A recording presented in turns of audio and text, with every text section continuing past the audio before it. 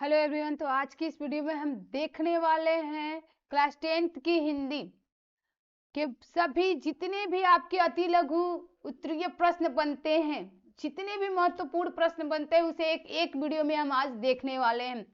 और मैं आपको इतना विश्वास दिलाती हूँ कि इससे बाहर आपको क्वेश्चन देखने को एग्जाम में नहीं मिलेंगे। तो चलिए हम स्टार्ट करते हैं। उससे पहले अगर आप चैनल पे नए हैं तो चैनल को सब्सक्राइब करिए, वीडियो को लाइक एंड शेयर करिए। तो चलिए देखते हैं आज का सबसे इंपॉर्टेंट प्रश्न, अति लघु उत्तरीय प्रश्न का। तो चलिए देखते हैं ये प्रश्न कह रहा है हिंदी, यहां से मैं पेन ले लेती हूँ। चलिए अब देखते हैं हिंदी गद्य का वास्तविक इतिहास कब से आरंभ हुआ। इसमें आपको ये दो तरह से आपको क्वेश्चन पूछा जा सकता है आपके एग्जाम में। एक तो पूछा जाएगा हिंदी गद्य का जो वास्तविक इतिहास है ना, वो कब से आरंभ होता है। दूसरा पूछा जाएगा गद्य साहित्य का विविध रूपों में विकास किस काल में हुआ। ठीक है, तो इसका आंसर क्या हो जाएगा, हिंदी गद्य का वास्तविक इतिहास भारतेंदु काल। आप याद रखेंगे क्या हो जाएगा, भारतेंदु काल 1850 ईस्वी से आरंभ हुआ तथा 1919 ईस्वी तक चला। जो हिंदी गद्य का वास्तविक इतिहास है ना, वो भारतेंदु काल से यानी 1850 से स्टार्ट होता है और आपका 1990 तक ये चलता है। तो चलिए दूसरा क्वेश्चन देखते हैं। जो दूसरा क्वेश्चन कह रहा है भारतेंदु युग के दो प्रमुख लेखकों का नाम बताइए। ये बहुत ज्यादा आपके लिए महत्वपूर्ण प्रश्न है। तो ये बहुत ही ज्यादा वेरी वेरी इंपॉर्टेंट प्रश्न है आपका ये। ठीक है,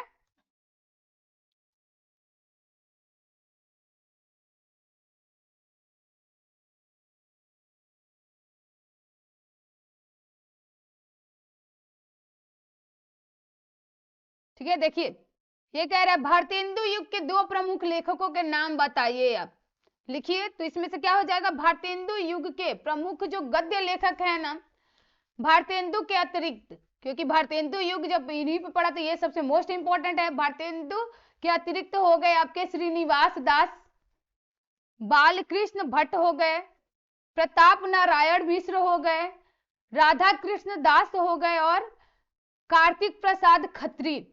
उसके साथ ही राधाचरण गोस्वामी तथा बद्रीनाथ चौधरी और प्रेमघन, ये कुछ प्रमुख नाम हैं जो आपको याद रखने हैं। अगर आपको पूछ ले क्वेश्चन में कि भारतेंदु युग के दो प्रमुख लेखकों के नाम बताइए, तो इनमें से कोई आपको दो लेखकों का नाम लिख देना है। तो ये सारे बहुत ही इंपॉर्टेंट हैं, आपके क्वेश्चन एग्जाम में पूछे जाएंगे, तो आप सबको लर्न कर लीजिएगा। चलिए तीसरा प्रश्न देखते हैं। सर्वसती पत्रिका जो आपकी पत्रिका है, सर्वसती जो पत्रिका है, किस युग में प्रकाशित हुई थी, आपको ये बताना है। ये बहुत ही इंपॉर्टेंट प्रश्न है आपके लिए। ठीक है, तो आपको बताना है कि किस युग में प्रकाशित हुई थी। तो ये हुई थी द्विवेदी युग। ठीक है ना, जो सरस्वती पत्रिका है द्विवेदी युग की कला अवधि 1990 से लेकर के 1920। ठीक है ना, इसकी जो कालावधि का यह निर्धारण है सरस्वती पत्रिका के, तो इसके जो प्रकाशन के आधार पे किया जाता है। इसका निर्धारण कब किया जाता है, इसके प्रकाशन के आधार पे किया जाता है। तो वो आपका माना जाता है 1990 से 1920 तक।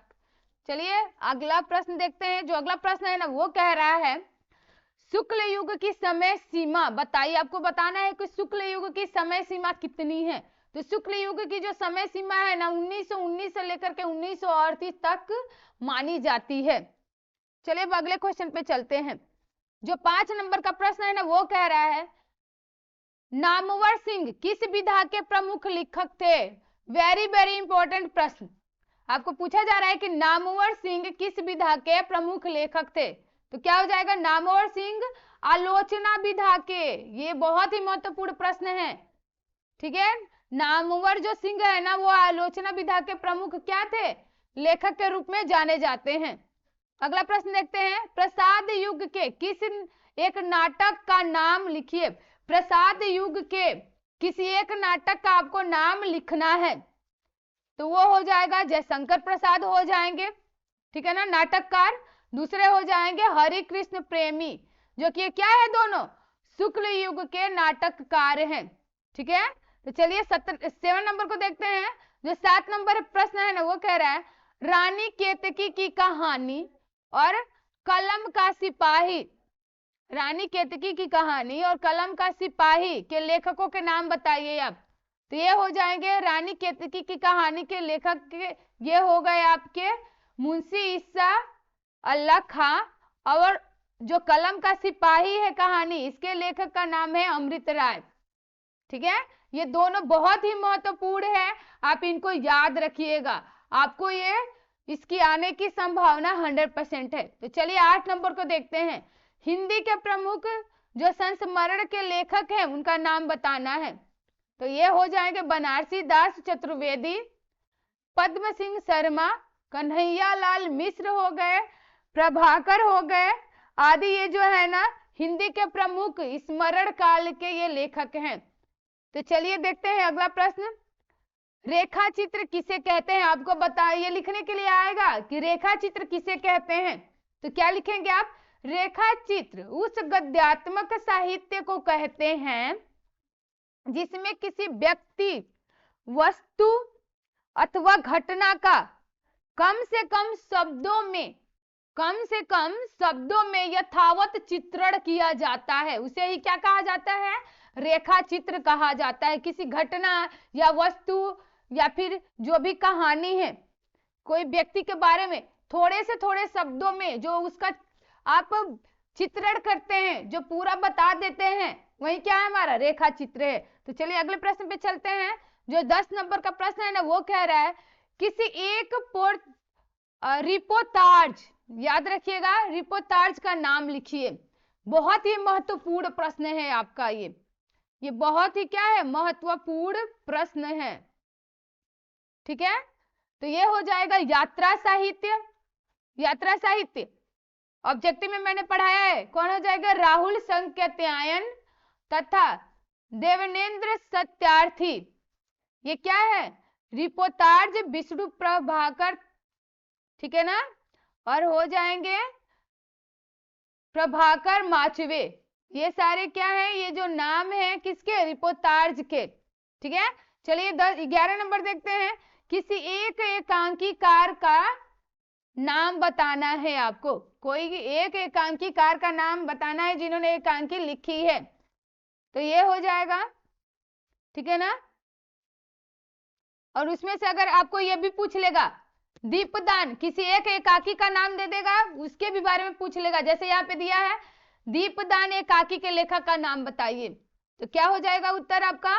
डॉक्टर राम कुमार वर्मा। ठीक है ना, डॉक्टर राम कुमार वर्मा जो दीपदान एकाकी है ना, उसके लेखक हैं। तथा उपेंद्र नाथ किसके लेखक हैं? अश्व टॉकी दो प्रमुख एकाकी। ये क्या है? ये दो प्रमुख एकाकी कार हैं। ठीक है ना, ये दो प्रमुख एकाकी कार है और उनकी ये एकाकी रचनाएं हैं। चलिए अगला प्रश्न देखते हैं। 12 नंबर कह रहा है मेरी कॉलेज डायरी। जो मेरी कॉलेज डायरी है, इसके लेखक का नाम लिखना है। तो देखिए कौन है? नरदेव शास्त्री, जो ठीक है ना देवतीर्थ हैं, को प्रथम, यानी नवदेंद्र शास्त्री देवतीर्थ जो है ना, इन्हें प्रथम डायरीकार का लेखक माना जाता है।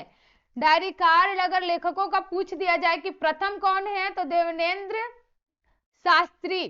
ठीक है ना, इनकी रचनाएं, जो इनकी कुछ रचनाएं हैं आप वो भी देख लीजिए।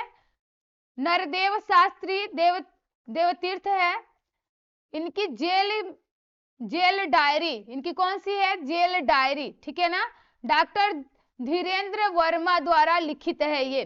ठीक है, और मेरी कॉलेज डायरी जो है ना, इसकी विधा कौन सी है? ये बहुत ही क्या है? महत्वपूर्ण है। ठीक है, तो चलिए देखते हैं 13 नंबर को। 13 नंबर कह रहा है मैं इनसे मिला, जो मैं इनसे मिला है ना, उस विधा की, किस विधा की रचना है आपको ये बताना है। तो ये जो मैं उनसे मिला, इसके जो है ना वो पद्म सिंह शर्मा कमलेश द्वारा ये रचित है। इसके रचयिता कौन है? लेखक कौन है? पद्म सिंह शर्मा, या फिर ब्रैकेट में आपको कमलेश भी दे देगा। ठीक है ना, मैं इनसे मिला रचना साक्षात्कार। आपको क्या, ये किस विधा की है? तो साक्षात्कार विधा की ये रचना है। तो चलिए आगे बढ़ते हैं। जो अगला हमारा प्रश्न है ना 14 नंबर, वो कह रहा है सरस्वती पत्रिका के प्रथम संपादक का नाम लिखिए। आपको लिखना है सरस्वती जो पत्रिका है उसके प्रथम संपादक कौन थे, तो वो हो जाएंगे श्याम सुंदर दास। ठीक है ना, बहुत ही महत्वपूर्ण ये प्रश्न है आपका, आप इस पे स्टार लगाइएगा, ये आपको एग्जाम में देखने को मिलेगा ही मिलेगा। चलिए 15 नंबर पे चलते हैं। 15 नंबर कह रहा है आवारा मसीहा किस विधा की रचना है, आपको बताना है। तो जो आवारा मसीहा है ना, ये जीवनी विधा की रचना है। किस विधा की रचना है, ये जीवनी विधा की रचना है। 16 नंबर कह रहा है किन्नर के देश में, जो किन्नर के देश में रचना है इसकी विधा बतानी है। तो ये हो जाएगा किन्नर के देश में इसकी जो विधा है ना वो यात्रा वृत्तांत है। ये यात्रा वृत्तांत पे इसकी विधा है ये। ठीक है, चलिए 17 नंबर को देखते हैं। लद्दाख की यात्रा, यात्रा आ गया मीन्स ये यात्रा वृत्तांत है। जो कोई अपनी यात्रा करता है उस यात्रा के दौरान जो वो कुछ भी महसूस करता है उस जगह के बारे में, जो कुछ भी देखता है, जो घटनाएं होती है ना उसका जो वर्णन करता है वही क्या कहलाता है, यात्रा वृत्तांत कहलाता है। ठीक है, तो ये हो जाएगा किसने लिखा है, तो ये यात्रा वृत्तांत की ये विधा है। ठीक है, चलिए 18 नंबर को देखते हैं। क्या भूलूं क्या याद करूं, किस विधा पर आधारित यह रचना है, आपको बताना है। तो ये हो जाएगा आत्मकथा। क्या भूलूं क्या याद करूं, इसकी विधा क्या है, तो आत्मकथा है। चलिए देखते हैं 19 नंबर। देश पत्रक के संपादक का नाम लिखना है आपको। तो देश जो पत्रक है ना इसके जो वर्तमान संपादक हैं वो है हर्ष दत्ता। चलिए अब हम आगे बढ़ते हैं। जो हमारा 20 नंबर का प्रश्न है वो कह रहा है किसी एक निबंधकार का नाम लिखना है। तो यह हो जाएगा आचार्य रामचंद्र शुक्ल। 21 नंबर है वो कह रहा है किसी एक गद्यित लेखक का नाम लिखिए। तो हो जाएंगे रामकृष्ण दास। 22 नंबर तुम चंदन हम पानी, जो कृति है इसके लेखक का नाम लिखना है। तो ये हमारा सही हो जाएगा संत रैदास। तुम चंदन में पानी, इसको जो लेखक है ना वो क्या है, संत रैदास है। चलिए 23 नंबर देखते हैं। कलम का सिपाही, ये किस विधा की रचना है, आपको बताना है। तो ये किस विधा की रचना है, तो उपन्यास विधा की है ये। ठीक है, अगला प्रश्न देख लेते हैं 24 नंबर। चतुर चंचला, जो चतुर चंचला कृति है इसके लेखक कौन है, तो ये हो जाएंगे बाबू गोपाल राम ये गहमलरी। ठीक है, चलिए 25 नंबर को देखते हैं। प्रतिध्वनि जो कृति है उसके लेखक कौन है, तो वह है जयशंकर प्रसाद। अब चलिए आगे देखते हैं। जो 26 नंबर है ना ये बहुत ही ज्यादा आपके लिए महत्वपूर्ण है। इस एक प्रश्न से ना कई आपको आंसर मिल जाएंगे, ये बहुत ही ज्यादा महत्वपूर्ण है, ये आपको देखने को मिलेगा ही मिलेगा। चैनल पे नए हैं तो चैनल को सब्सक्राइब, वीडियो को लाइक एंड शेयर करिए। रीतिकाल के दो प्रमुख कवियों तथा उनकी रचनाएं लिखिए। ठीक है, तो चलिए देखते हैं रीतिकाल के जो प्रमुख कवि है ना, रीतिकाल के जो प्रमुख कवि है उन्हें रीतिबद्ध कवि भी कहा जाता है। और उनकी रचनाएं कौन कौन सी है देख लेते हैं।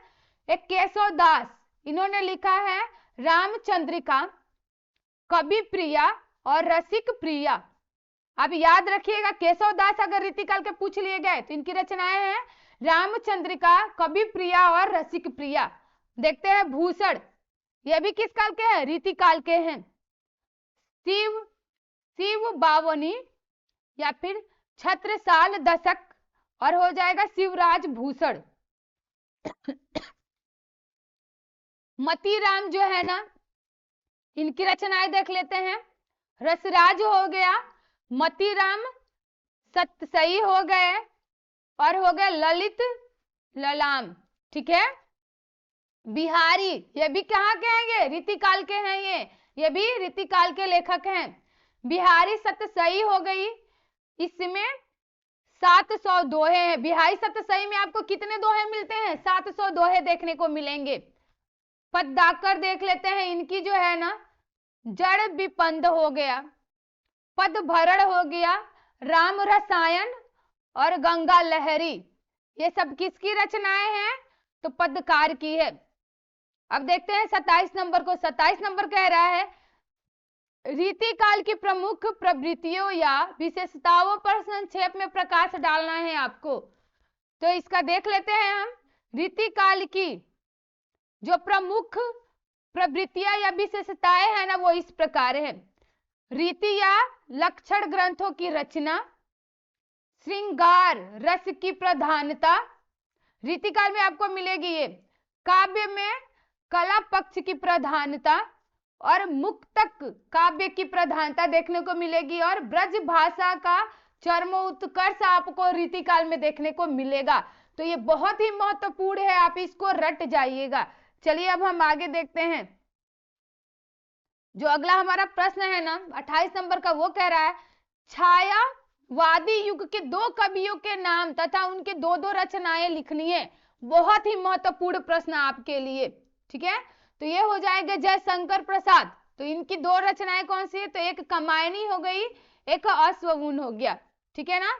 दूसरी है महादेवी वर्मा। महादेवी वर्मा भी किस काल की है, किस युग की है? तो ये है छायावादी युग की। इनकी यम्मा हो गई और दीपशिखा हो गया, ठीक है। अब सुमित्रा नंदन पंत को देख लेते हैं।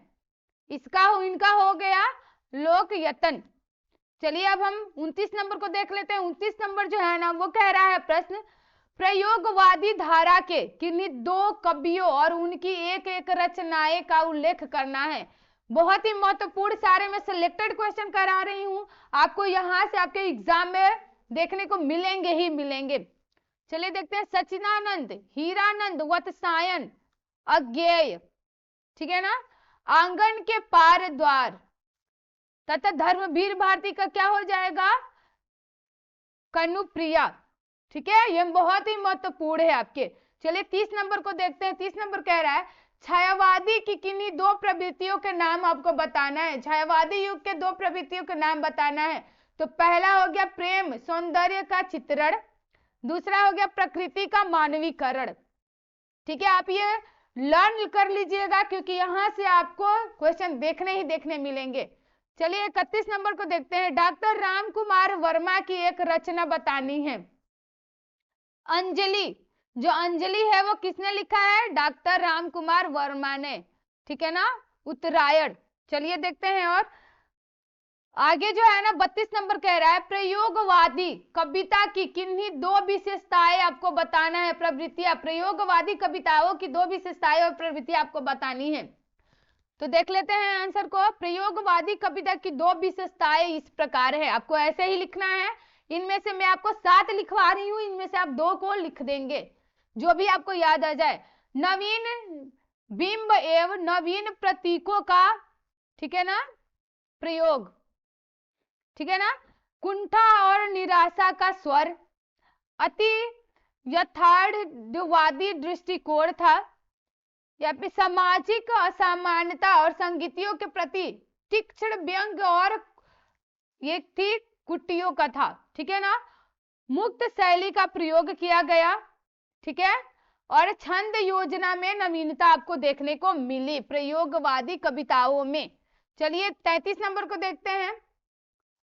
पलसावन के रचनाकार का नाम बताना है आपको। तो यह हो जाएगा पंडित नरेंद्र शर्मा। चलिए देखते हैं 34 नंबर। हरिवंश राय बच्चन की किसी एक काव्यवृत्ति का नाम लिखना है। तो हो जाएगा हरिवंश राय बच्चन की जो एक अत्यधिक जो प्रसिद्ध काव्यवृत्ति है ना, ठीक है, वो है मधुशाला। कौन है? मधुशाला, ठीक है। 35 नंबर देखते हैं। तीसरा सप्तक जो काव्य है, काव्य जो संग्रह है तीसरा सप्तक, उसका प्रकाशन किस वर्ष किया गया आपको बताना है। तो तीसरा सप्तक का जो प्रकाशन है ना, ये जो काव्य है ना, उसका 1995 1995 में इसका प्रकाशन किया गया। चलिए अब हम आगे बढ़ते हैं। 36 नंबर कह रहा है प्रयोगवाद का आरंभ किस कविता संकलन से माना जाता है। तो इसका उत्तर क्या हो जाएगा? उत्तर हो जाएगा तार सप्तक के संपादक, और आपको ऐसा भी पूछ लिया जाएगा तार सप्तक के संपादक का नाम लिखिए। तो ये हमारा हो जाएगा अज्ञेय द्वारा संपादित तथा 1943 में प्रकाशित तार सप्तक के संकलन से प्रयोगवाद का प्रारंभ होता है। आपको याद रखना है 1943 से तार सप्तक के संकलन से आपका प्रयोगवाद का प्रारंभ माना जाता है। चलिए आगे बढ़ते हैं। 37 नंबर कह रहा है, ठीक है ना, छायावाद के किसी एक प्रमुख कवि का नाम बताना है। छायावाद के किसी एक प्रमुख कवि का नाम बताना है। तो प्रमुख कवि कौन कौन से है? जयशंकर प्रसाद है, सुमित्रानंद पंत है, आपके सूर्यकांत त्रिपाठी निराला है और महादेवी वर्मा है। ये किस युग की है? ये छायावाद। ठीक है, अब देखते हैं 38 नंबर को। प्रगतिवाद युग की दो, ठीक है ना, श्वेताओं को लिखिए। ठीक है, तो यह हो जाएंगी साम्यवादी विचारधारा, विशेष रूप से कार्ल मार्क्स पर यह आधारित है। और दूसरा है कला को कला के लिए, कला को कला के लिए, कला को जीवन के लिए, कला को कला के लिए न मानकर कला को जीवन के लिए माना गया था। यह सिद्धांत किसमें? प्रगतिवाद युग में आपको देखने को मिलता है ये। चलिए हम देखते हैं 39 नंबर, भक्ति काल के किसी एक कवि का नाम लिखना है आपको। तो ये हो जाएगा कबीर दास हो जाएंगे। ठीक है ना, ये कौन हो जाएंगे? कबीर दास बीजक हो गया इनका, मलिक मुहम्मद जैसी पद्मावत, ठीक है, सूरदास सूरसागर तथा तुलसीदास का राम रचित मानस हो गया। ठीक है, चलिए आगे बढ़ते हैं।